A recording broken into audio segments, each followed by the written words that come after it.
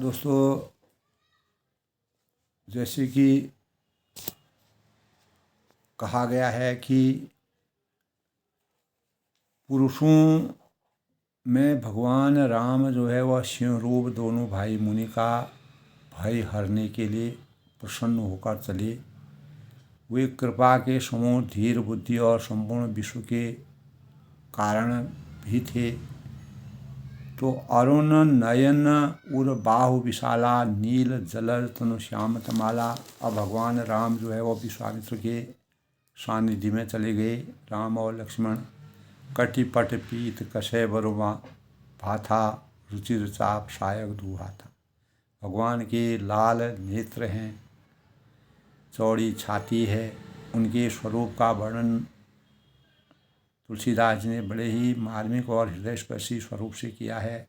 विशाल उनकी भुजाएं हैं और नयन उर बाहु विशाला नील जलज तनु श्याम तमाला। नील कमल और तमाल के वृक्ष की तरह श्याम शरीर है। कटिपट पीत कषय बर माथा, कमर में पीताम्बर पहने और सुंदर तरकस कसे हुए हैं। दोनों हाथों में क्रमशः सुंदर धनुष और बाण है। तो भगवान के साक्षात स्वरूप का वर्णन तुलसीदास जी ने जब वह विश्वामित्र के शरण में जाते हैं, विश्वामित्र के सानिध्य में जाते हैं, यद्यपि वह अंतर्यामी हैं, सब कुछ जानते हैं, उन्होंने अवतार लेने के लिए अनेक प्रकार की रचनाओं और लीलाओं को किया। श्याम गौर सुंदर दो भाई, विश्वामित्र महानिधि पाई। प्रभु ब्रह्मण्य देव मैं जाना, मोहि नीत पिता पिता तजो भगवाना। श्याम और गौरवर्ण के दोनों भाई परम सुंदर सुशोभित हो रहे हैं और विश्वामित्र को महान निधि प्राप्त हो जाती है। अपार निधि और जो रघुकुल के श्रेष्ठ शिरोमणि हैं और समस्त संसार के ज्ञान अज्ञान की बातों को जानने वाले सृष्टि के निर्माता हैं, ब्रह्मा विष्णु महेश जिनके सानिध्य में रहते हैं, ऐसे भगवानों की कृपा से विश्वामित्र गदगद हो जाते हैं। प्रभु ब्रह्मन देव में जाना, वे सोचने लगे कि मैं जान गया कि प्रभु ब्रह्मणे देव या ब्राह्मणों के भक्त हैं और मेरे लिए भगवान ने अपने पिता को भी छोड़ दिया। विश्वामित्र अपने मन में कहते हैं, क्षत्रिय कुल में जन्म होने के भाव जो भगवान रामचंद्र जी में हैं, तो ब्रह्म भक्त हैं और ब्रह्म भक्त होने के परिणाम स्वरूप भी उन्होंने अपने पिता तक को मेरे लिए छोड़ दिया और उनका कृतकृत्य धन्य करते हैं।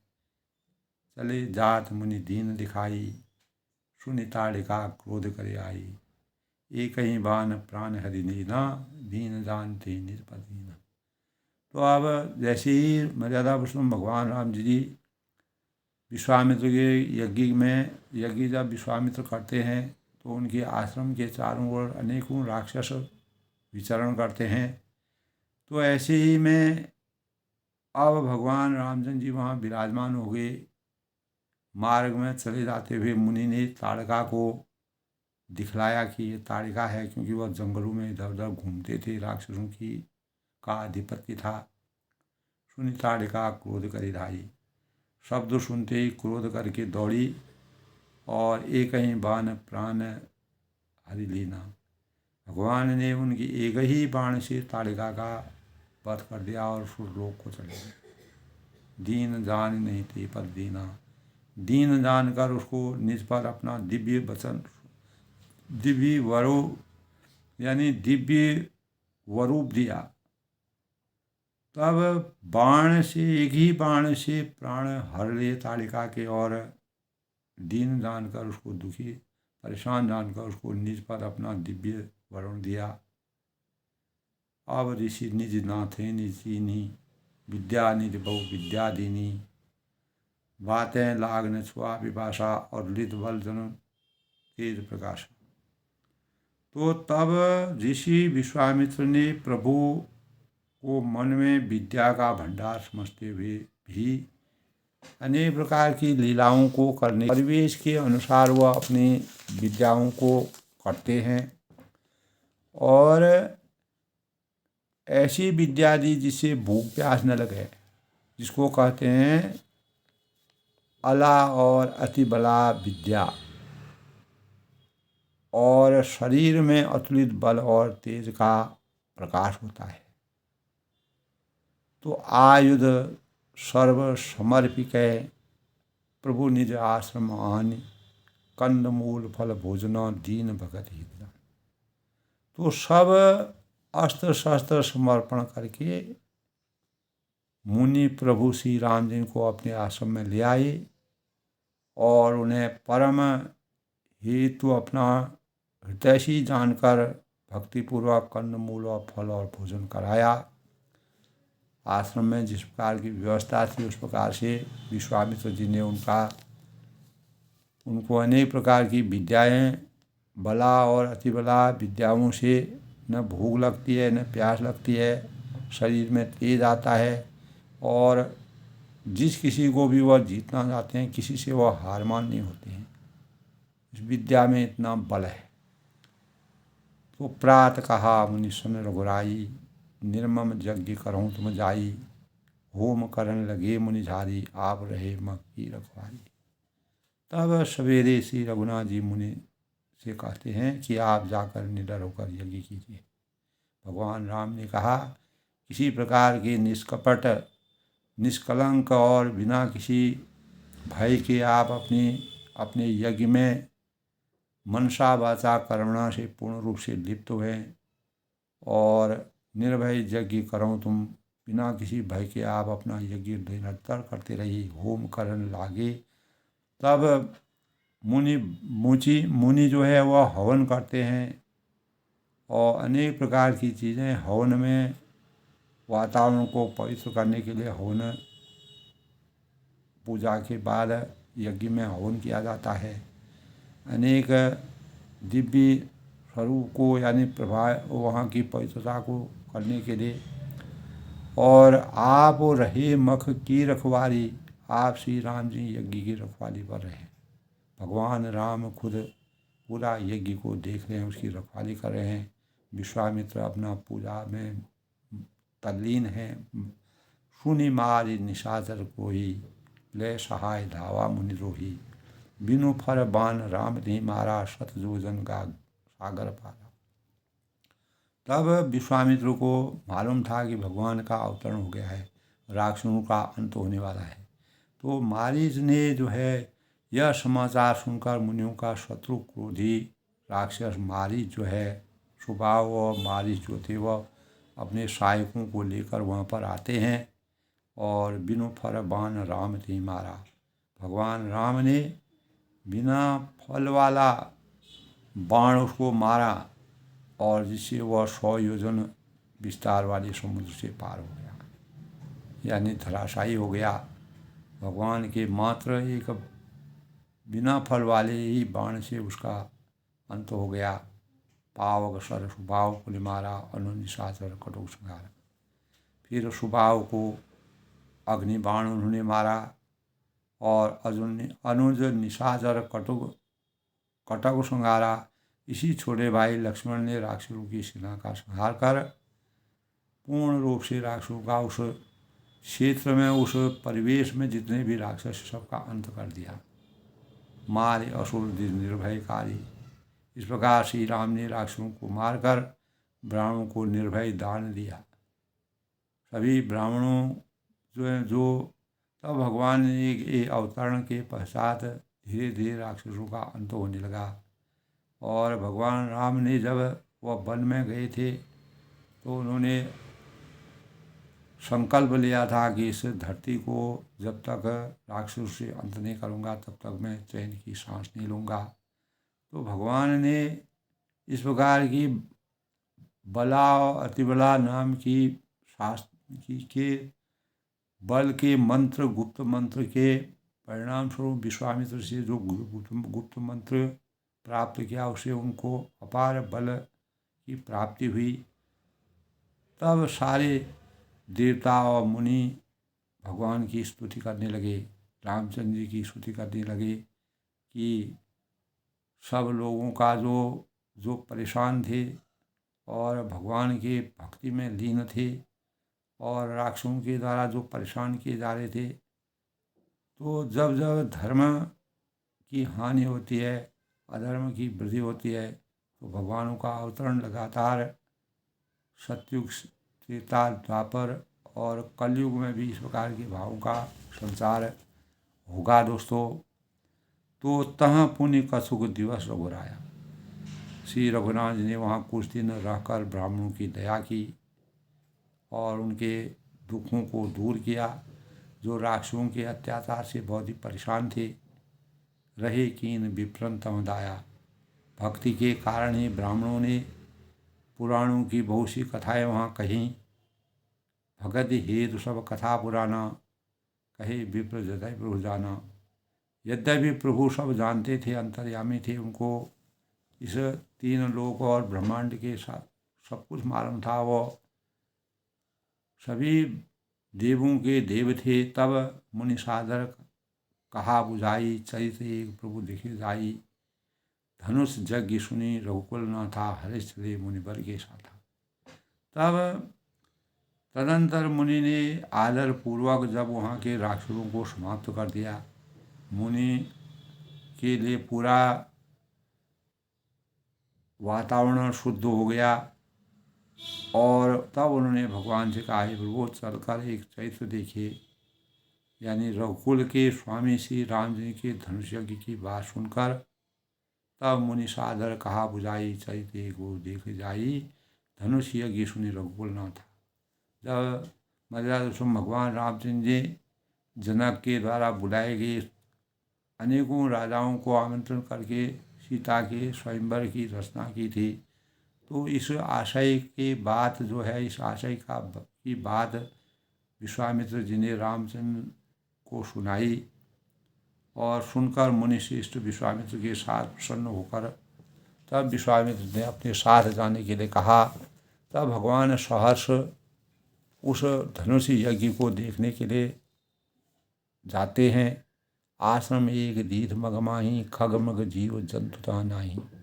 मार्ग में एक आश्रम दिखाई दिया उनको, जहाँ पशु है, पक्षी हैं, कोई भी जीव जंतु वहाँ पर नहीं था। और पूछा मुनि, शिला प्रभु देखी और पत्थर की एक शिला को देखकर प्रभु ने पूछा कि तब मुनि ने विचार कर यह कथा कही। तब वह शिला जो है, तब गौतम मुनि ने अपनी पत्नी को श्राप दिया था किसी दोष के कारण। उसी श्राप के परिणाम से वह शिला बन गई थी और यह आकाशवाणी हुई थी। उन्होंने श्राप दिया था कि जब त्रेता युग में भगवान रामचंद्र का अवतरण होगा तभी तुम मोक्ष की प्राप्ति करोगे तुम, और शिला से जो है नारी बनोगी। तो गौतम नारी श्राप बसो, उपल दे धरि धीर, चरण कमल रज चाहे तो कृपा करो रघुवीर। तो गौतम मुनि की स्त्री अहिल्या श्राप वर्ष पत्थर की देह धारण किए। जब भगवान अपने मार्ग में जा रहे थे सीता के स्वयंवर को देखने के लिए, तो धीरज से आप ही चरण कमल जो है उनके उस शिला पर लग गए। वे रघुवीर इस पर कृपा कीजिए। तब भगवान ने कहा कि इस पर दया कीजिए और जब आपका अवतरण होगा तभी यह सही धर्म, यानी गौतम नारी श्राप बसो उपल देह धरि धीर। गौतम मुनि की स्त्री अहिल्या श्राप वर्ष पत्थर की देह धारण किए बड़े धीरज से आपके चरण कमलों को की धूल चाहती है, तो इस पर आप कृपा कीजिए। हे रघुवीर इस पर कृपा कीजिए, तभी इसका तारण होगा, तभी इसको मोक्ष की प्राप्ति होगी।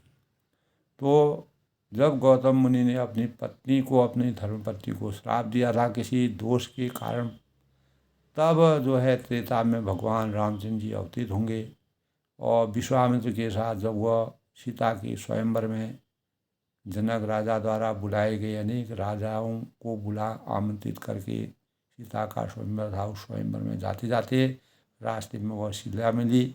उसी शिला के परिणाम स्वरूप शिला का रहस्य है कि वही त्रेता में भगवान राम जी का जब अवतरण होगा, तब मार्ग में जो है वह शिला होगी। उस शिला पर भगवान अपना स्पर्श करेंगे, तब अहिल्या पुनः जागृतित होगी। और इस प्रकार दोस्तों आज के रामचरितमानस में भगवान के चरणों में कितना बल है, कितनी आसक्ति है, कितनी शक्ति है। भगवान इस संसार में मानव रूप में अवतीत होकर के सबसे पहला कल्याण उनका यही है। अनेकों कल्याण करके जब अहिल्या का तारण होता है, तो अहिल्या अपने जन्म जन्मांतरों के दुखों से उनके दुखों से जो श्रापित थी, उन दुखों का अंत करके उनको मोक्ष की प्राप्ति होगी और भगवान के चरणों में वह पूर्ण रूप से समर्पित होगी, ब्रह्म में लीन होगी। और इस प्रकार दोस्तों गौतम नारी श्राप वश गौतम मुनि अनेकों ऐसी आत्माएं हैं, जब परमात्मा की शक्ति अवतीत होती है तो धर्म की विजय के साथ मानव कल्याण होता है। और मानव कल्याण से ही हमारे जीवन में अपार भावों का संचार होता है।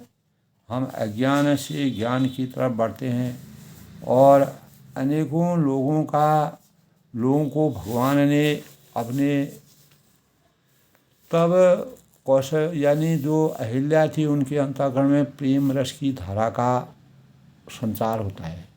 तो संसार दोस्तों मोक्ष का सागर है और जिसके पार पाना अति दुष्कर है। तो कोई सौभाग्यशाली ही इसका पार पा सकता है, अन्यथा सब इसमें डूबते हैं और जीवन व्यर्थ चला जाता है। मनुष्य इसमें डूबता है क्योंकि उसके ऊपर इतना भार बढ़ता जाता है कि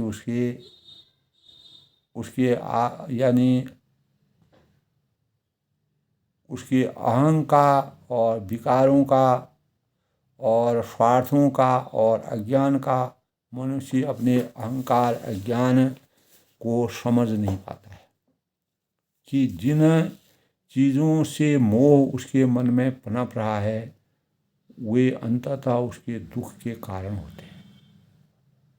तब अपने प्रति, अपने परिवार, अपने परिचितों, अपनी वस्तुओं और अपनी शक्ति के प्रति आकर्षण प्रेम की परिभाषा में नहीं आता है। तो मर्यादा पुरुषोत्तम भगवान राम जी ने अहिल्या के तारण के साथ त्वरित सुख और इससे भले ही प्राप्त हो जाए, ऐसे एक सुख से अनेक दुख उत्पन्न न हो। मनुष्य दूसरे के सुखों की ओर भागता है, इसीलिए भगवान ने अवतरण लेकर के अनेक परेशान आत्माओं को जिस प्रकार से तृप्त किया। तो मूलतः जो है अहिल्या के अंतःकरण में जो प्रेम भावों का गौतम मुनि की जो पत्नी अहिल्या थी, प्रेम एक से किया जाता है और वह भगवान परम ब्रह्म परमेश्वर है। एक निष्ठ प्रेम ही सुखदायक होता है। तो एक निष्ठ प्रेम ही जीवन को स्फूर्त कर देता है। प्रेम का यह भाव सहज ही प्राप्त नहीं होता है, जब भगवान का आशीर्वाद प्राप्त होता है। इसके लिए पहले अपने ऊपर के सारे भार उतारने होते हैं। तो भार युक्त मुक्त होकर जब मनुष्य अपने आप को तिरोहित कर देता है, जिस प्रकार अहिल्या ने अपने आप को तिरोहित कर दिया, परमात्मा की शरण में जाकर पूर्ण समर्पण करता है, तभी परमात्मा की कृपा उसके मन से प्रेम उसके मन को प्रेम के रस से भरपूर कर देते हैं। तो यह प्रेम रस ही एकमात्र मानव जीवन का सूत्रधार है और जो मनुष्य को परमात्मा से जोड़ने में सहायक होता है। अहिल्या को परमात्मा से जुड़ने का जो सौभाग्य प्राप्त हुआ, तो प्रेम विहीन मनुष्य दोस्तों की स्थिति सुनसान घर के मेहमान की जैसी है। इसलिए प्रेम, जिस प्रकार अहिल्या एक पत्थर और शिला के रूप में थी, जैसे ही भगवान की कृपा उन पर बरसी तो उनके अंतःकरण में उनका पूरा शरीर जो श्राप उनको दिया, उस श्राप से वह मुक्त हुई। तो इस प्रकार दोस्तों भगवान की लीला अपरंपार है।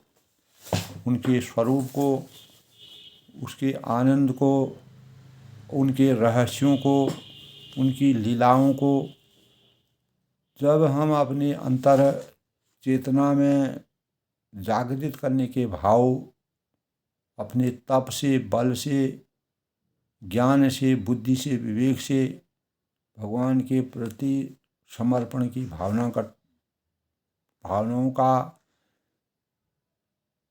भावनाओं को प्रवेश करते हैं, तभी हमें परमात्मा की परम आसक्ति प्राप्त होती है। जिस प्रकार अहिल्या एक शिला से जो है नारी बनी और हमेशा के लिए उनको मोक्ष की प्राप्ति हुई और उनका कल्याण हुआ। तो मन में भगवान के चिंतन में सर्वे सन्तु सुखिनः सर्वे सन्तु निरामयाः सर्वे भद्राणि पश्यन्तु मा कश्चित् दुःख भाग् भवेत् की अभिधारणाएँ हैं। लोक कल्याण के लिए, लोक अन्याय को समाप्त करने के लिए, न्याय की पराकाष्ठा को संचित करने के लिए और अज्ञान रूपी अंधकार से ज्ञान रूपी प्रकाश की प्राप्ति के लिए भगवान का अवतरण हुआ। वही भाव जो है वशिष्ठ जी ने राजा दशरथ जी को समझाए, तभी विश्वामित्र के शरण में भगवान राम गए और उसके परिणाम स्वरूप उनका जीवन कितना कृतार्थ होता है। राम त्याग के प्रतीक हैं और जो जैसे ही विश्वामित्र के शरण में हो जाते हैं तो राम लीलाओं का अवतरण शुरू हो जाता है और राक्षसों का अंत होना शुरू हो जाता है। तो आज के रामचरितमानस के प्रसंग में अहिल्या का तारण भगवान रामचंद्र की अपार कृपा और भक्ति के भावों का संचार तुलसीदास ने जिस प्रकार का वर्णन किया है, वह एक इसीलिए कहा है ईश्वर अंश जीव अविनाशी। तब भगवान का जब अवतरण होता है तो बड़े बड़े जीवों का कल्याण हो जाता है, बड़े बड़े प्राणी, राजा रंक बन जाता है, रंक राजा बन जाता है। यही भगवान की आसक्ति का सबसे बड़ा स्वरूप है। यही हमारे भक्ति और तप का सबसे बड़ा, तप के भावों का सबसे बड़ा भाव है। यही मानव चेतना की साधना है। इसीलिए ऋषि विश्वामित्र जी ने राजा दशरथ से राम को अपने सानिध्य में अपने यज्ञ की रक्षा के लिए बुलाया था। तो आज दोस्तों मैं अपनी वाणी को विराम देता हूँ। शिव का रामचरितमानस में बालकांड का प्रसंग अभी चलता रहेगा। तब तक के लिए मैं सबका अभिनंदन करता हूँ, स्वागत करता हूँ और